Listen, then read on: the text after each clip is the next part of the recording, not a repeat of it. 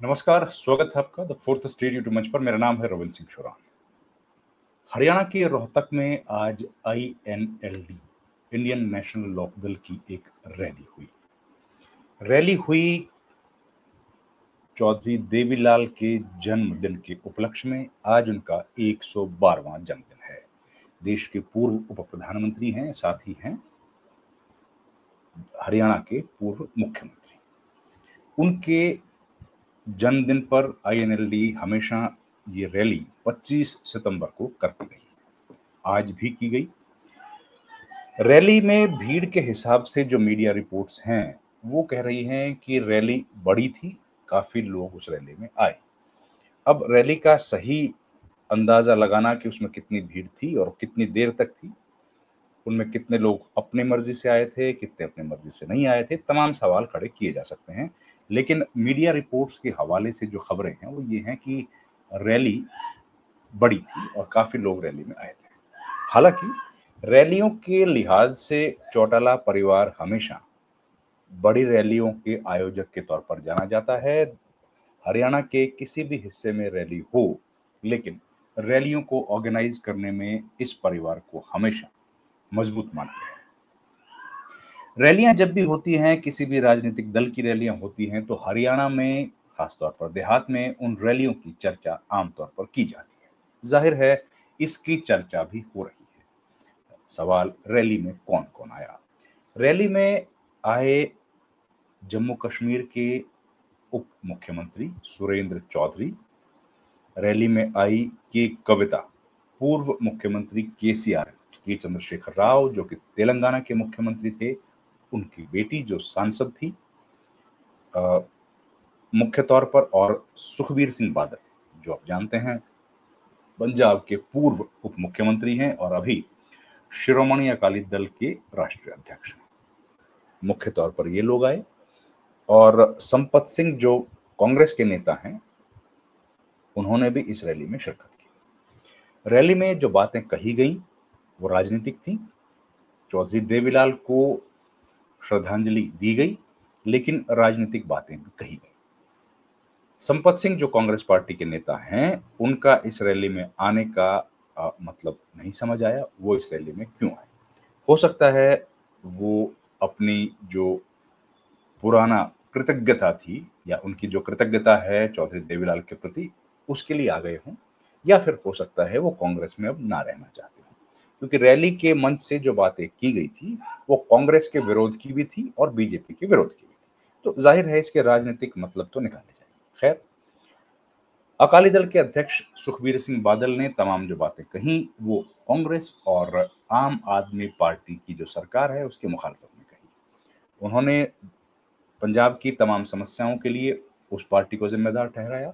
उन्होंने आईएनएलडी के वारिस या चौधरी ओम प्रकाश चौटाला के वारिस के तौर पर एक बार फिर से अभय सिंह चौटाला को स्थापित करने की बात कही।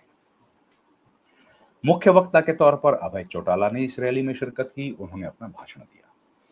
उन्होंने भी सत्तारूढ़ बीजेपी और प्रमुख विपक्षी दल कांग्रेस दोनों पर निशाना साधा, लेकिन उनके निशाने पर ज्यादा भूपेंद्र सिंह हुड्डा रहे, कांग्रेस पार्टी से भी ज्यादा।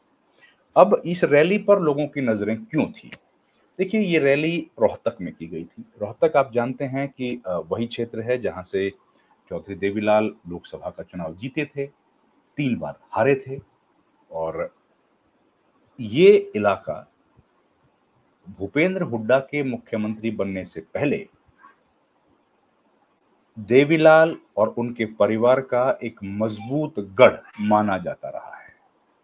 इस वजह से काफी महत्वपूर्ण था कि रोहतक में रैली होगी, वो रैली किस तरह की होगी और उस रैली का क्या असर पड़ेगा भूपेंद्र हुड्डा के राजनीतिक कद पर। खैर, जब इस रैली की तैयारियां चल रही थी तो कई तरह की बातें आमने सामने आ रही थी। कई तरह की बातें आ रही थी कि क्या भूपेंद्र हुड्डा के गढ़ में सेंध लगाने की कोशिश आईएनएलडी कर रही है। जहां तक सेंध लगाने की बात है तो ये कहना बड़ा मुश्किल है, क्योंकि इस वक्त इलेक्शंस करीब 4 साल दूर हैं। 4 साल तक कोई पॉलिटिकल पार्टी अपने वोटर्स को अपने समर्थकों को अपने पास रख पाएगी या लोग उससे छिटक कर दूसरी पॉलिटिकल पार्टी में चले जाएंगे, कहना मुश्किल है। लेकिन ये तो है कि कुछ लोग जरूर जो कांग्रेस के साथ थे वो आईएनएलडी में जाते हुए दिखे। और इस तरह की जो रैलियां होती हैं आमतौर पर देखा जाता है कि ये एक पार्टी से छोड़कर कोई व्यक्ति आया है, दूसरी पार्टी में गया है, तो जाहिर है ये एक स्ट्रेंथ या शो ऑफ स्ट्रेंथ के तौर पर इन चीजों को दिखाया जाता है। वो आज भी हुआ। कई ऐसे नेताओं को या कई ऐसे लोगों को जिन जो हुड्डा परिवार के समर्थक के तौर पर जिनको देखा जाता था, उन्होंने भी कांग्रेस पार्टी को छोड़ा और आईएनएलडी को ज्वाइन किया। आज किया या कुछ दिन पहले जो प्रोसेस चला रैली का उसमें किया। खैर, उसका क्या असर पड़ेगा ये सवाल हमेशा बना रहेगा। वो लोग कितने ताकतवर हैं, उनके पास कितना वजूद है, दैट्स अ डिफरेंट थिंग। लेकिन वो अगर आपने एक इलाके में रैली की है तो जाहिर है उसका असर क्या होगा वो लोग सब जानना चाहेंगे। और वो तभी पता लगेगा जब बहुत सारे लोग उस रैली का हिस्सा बनेंगे या एक पार्टी को छोड़कर रैली करने वाली पार्टी में शामिल होंगे, तब जाकर इस बात का अंदाजा लगेगा। खैर, रैली की जो आमतौर पर जब चौधरी ओम प्रकाश चौटाला थे, आज ये पहली रैली है, उनकी गैर हाजिरी में हुई है, उनके जाने के बाद हुई है। अभय चौटाला पर दबाव था, लेकिन इस दबाव के चलते उन्होंने रैली कामयाब की, बड़ी रैली मानी जा रही है। मीडिया रिपोर्ट्स के हिसाब से मैं वहां रैली में नहीं था, तो जो रैली है उसके वो बताया जा रहा है कि भीड़ उसमें काफी थी। खैर, जहां तक स्टेज की बात है तो आमतौर पर हमने देखा कि जब ओम प्रकाश चौटाला थे, ओम प्रकाश चौटाला जब रैलियों में शिरकत करते थे तो और ज्यादा दूसरी पॉलिटिकल पार्टीज के लोग इस रैली में आते थे। ओम प्रकाश चौटाला जब थे तो नेशनल कॉन्फ्रेंस से कोई ना कोई बड़ा नेता हमेशा पार्टी में शिरकत करता था, इस बार भी किया है। लेकिन अब्दुल्ला परिवार से इस बार कोई नहीं आया। कई बार हमने देखा फारूक अब्दुल्ला रैली में शिरकत करते थे, जेडीयू से भी कोई ना कोई आता था, इस बार नहीं आया। कई पॉलिटिकल पार्टीज हैं जिनके नेता इन रैलियों में आते रहे हैं, तो मंच का जो जिस तरह से मंच बनता था उस मंच के हिसाब से फीका था। कोई ज्यादा लोग, क्योंकि सुखबीर बादल हर बार आते हैं, इस बार भी आए, ये कविता नई एंट्री है। लेकिन टीडीपी से भी अभी देखिए कोई नहीं आया, क्योंकि टीडीपी चली गई है किसके साथ, आप जानते, बीजेपी के साथ। तो एनडीए गठबंधन का जो लोग हिस्सा हैं वो नहीं आ पाए, बावजूद इसके कि उनके संबंध देवीलाल परिवार के साथ लंबे समय से ठीक रहे। देवेगौड़ा के परिवार से भी लोग आते रहे हैं या उनकी पार्टी को रिप्रेजेंटेशन यहाँ पर मिलता रहा है, इस बार वो भी नहीं आए। शायद उसका रीजन यही है कि वो लोग सरकार का हिस्सा हैं। तो इस वजह से कई पॉलिटिकल पार्टीज जो हैं वो इस बार शामिल नहीं हुई, तो वो कहीं ना कहीं हम लोगों को कमी दिखी। बाकी प्रबंधन के हिसाब से या जो लोगों की भीड़ थी उसके हिसाब से माना जा रहा है कि रैली अच्छी हुई है। अब इस रैली का असर क्या होगा? देखिए, रोहतक जो विधान लोकसभा क्षेत्र है या रोहतक जिला है या रोहतक, क्योंकि एक बहुत ही सेंट्रली लोकेटेड प्लेस है रोहतक जो है, और उसकी राजनीति का बड़ा असर है।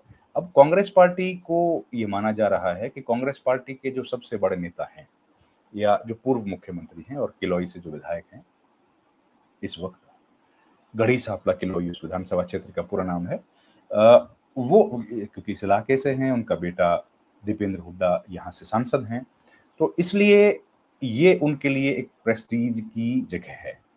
और यहाँ से अगर रैली की जा रही है, यहाँ से अगर उनके समर्थक कांग्रेस पार्टी को छोड़कर आईएनएलडी में जा रहे हैं, तो ये हुड्डा परिवार के लिए एक सेटबैक के तौर पर देखा जा रहा है मीडिया हलकों में। लेकिन बात फिर वही है घूम फिर के कि आज अगर कोई व्यक्ति छोड़कर गया है तो कितने दिन तक वो दूसरी पार्टी में रहता है, और क्या इलेक्शन से पहले उसको मान मनोबल किया जाएगा, वो तमाम चीजें अभी जो है चर्चा का विषय हो सकती है। पर यह बात सही है कि पूरी जो रैली थी उसका थीम जो देखने में आया, तो वो रैली का थीम हुड्डा के खिलाफ था। भूपेंद्र हुड्डा के क्षेत्र में रैली कर रहे हैं, बड़ी रैली कर रहे हैं, कामयाब रैली कर रहे हैं, उनको चुनौती दे रहे हैं, इस तरह के थीम के साथ ये रैली की गई थी। बीजेपी का विरोध, बीजेपी के मुखालफत में ये रैली हो रही है, उसका पुट या वो आवाज कहीं ना कहीं धीमी गति से सुनाई दी। रैली तो नाम आमतौर पर आप जानते ही है कि सरकार के खिलाफ ही होगी अगर विपक्ष की रैली है, विपक्षी पार्टी की रैली है। लेकिन मंच पे जो ज्यादा आवाज या मंच से पहले जिस तरह रैली को लेकर के आवाज आई, वो हुड्डा के मुखालफत में ज्यादा आई। कांग्रेस पार्टी अब क्योंकि बात भी यही है कि जो वोट बैंक हुड्डा भूपेंद्र हुड्डा के साथ है, उसी वोट बैंक पर आईएनएलडी की भी नजर है और दोनों का वोट बैंक कॉमन है। दोनों पार्टी चाहती हैं कि उसी वोट बैंक को अपने अपने हिस्से में लेके आए, तो उसी के लिए ये पूरा संघर्ष दिखा। खैर, ये आज की रैली थी। इस रैली का राजनीतिक असर क्या होगा उसके लिए हमें इंतजार करना पड़ेगा, लेकिन अगले विधानसभा चुनाव तक इस तरह की कम से कम 3 रैलियां और हम लोग देखेंगे। वो कहां होंगी, महत्वपूर्ण होगा। अभी चुनाव को 4 साल का वक्त बाकी है। इस वीडियो में इतना ही। आपसे गुजारिश है, हमारे चैनल को लाइक, शेयर, सब्सक्राइब जरूर कीजिए। आपका बहुत बहुत धन्यवाद।